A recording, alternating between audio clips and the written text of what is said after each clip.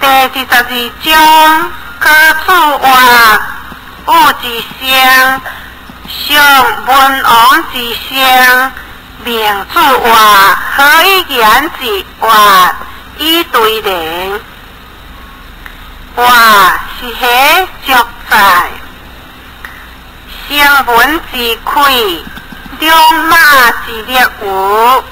第23章第几丁金王国人加以父子将受为发动，但不可受名字话，是为帮扶也。今人有帮扶者，先扑好。说为善事，即子也有将着好，好父母福之感应，望见帮扶，处理言之帮扶两臂下顾，将该一字即为书者乔治。第23。